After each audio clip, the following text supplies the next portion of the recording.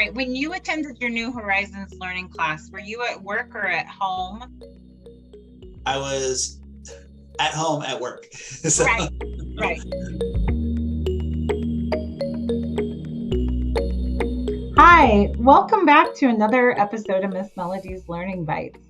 Today we're going to hear from Steve. He's a new student of mine who took his first online class with New Horizons and actually found that he thought it was easier to learn online than in person.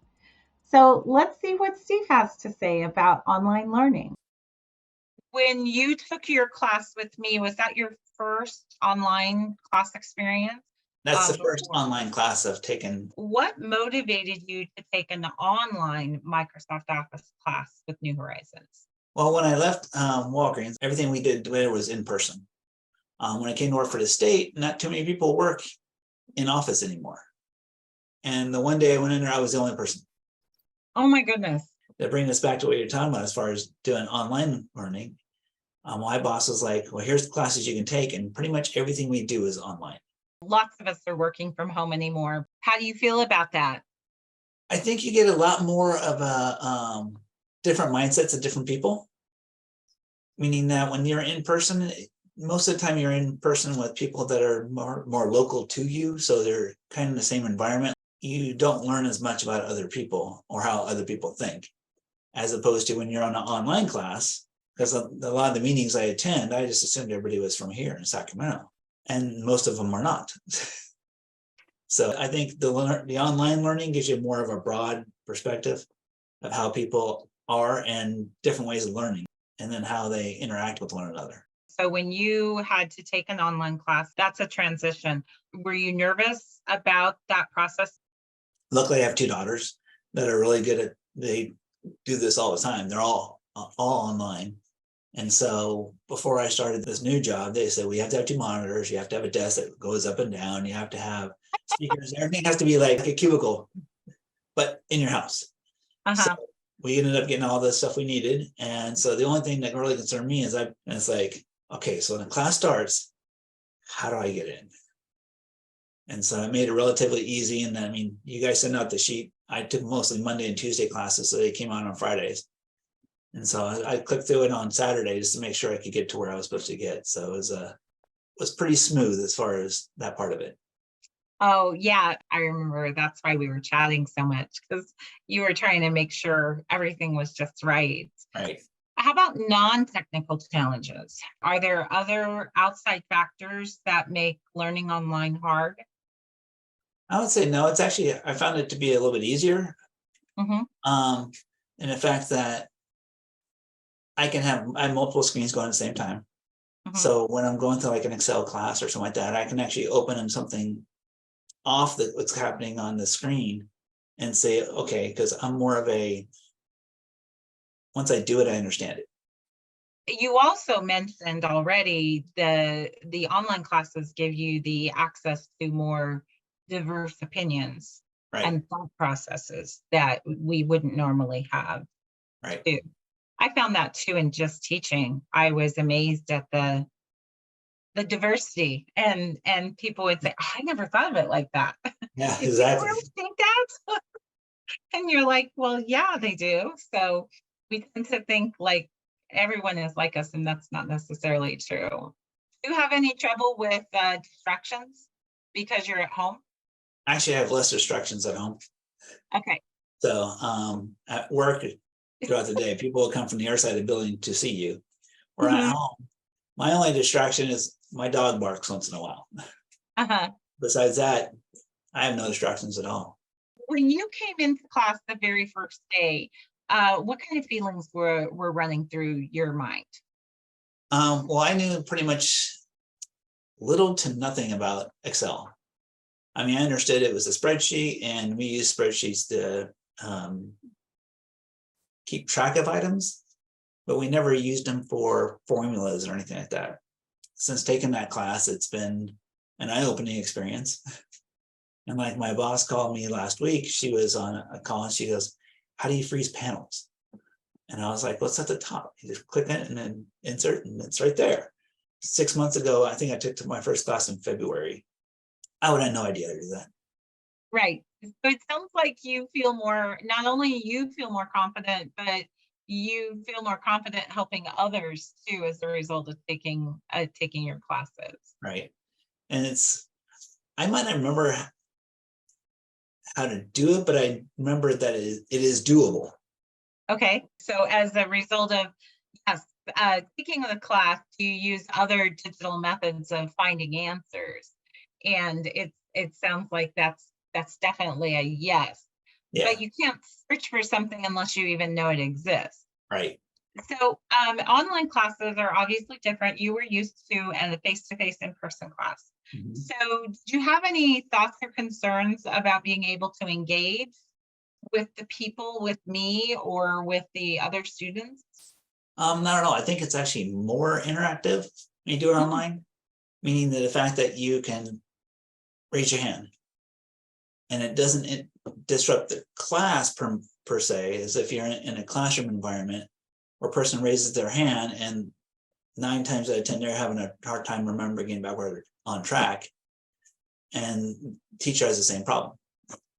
Where online, a teacher can finish what they're saying and they know that person's there. Or mhm. they can look in the chat and they'll finish their statement or their teaching at that point, and then I'll come back and say, you know what, I'll get you in a second, Steve, and then you come back to it at a different time. Right. People can type their questions while they're thinking about them. Right. And as a teacher, I can answer them when it's appropriate. So you're not interrupting the flow of the topic.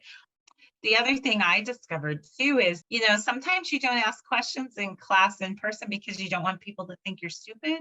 Right. And I found that my shy students will send me private questions. So I can answer it without calling it to their attention. So my question is, what characteristics of an instructor make you feel like the class is successful? What works for you? The engagement. So whether it's like breakout sessions, um, being able to like you ask them questions in the very beginning to tell them about themselves, Mhm. and then also keeping the flow going.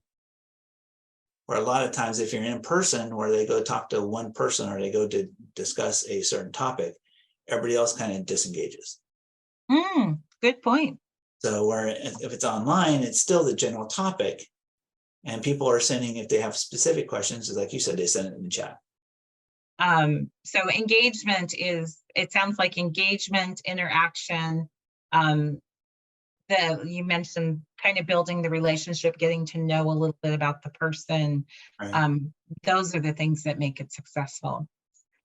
When you came into class the first day, did you have any particular feelings? You felt like you didn't know Excel at all. It was the first time online class. So, what were your feelings as you came in? My feeling was that this could go really good or it could go really bad. So there was no middle ground there. So it was like, okay, just be open-minded and pay attention. Okay. How did you feel as you ended class the first day? I felt good after the first day. I had a lot of questions. Hmm. So I mean, it's just like as you do it, it's like, well, what about can you do this? Well, if you can do that, can't you do this? And then the next day cover the second part of it. So So that it sounds like so your questions shifted to content questions versus concerns about the classroom environment, correct? right, correct, Yeah. That became a non-issue once you mastered it the first time.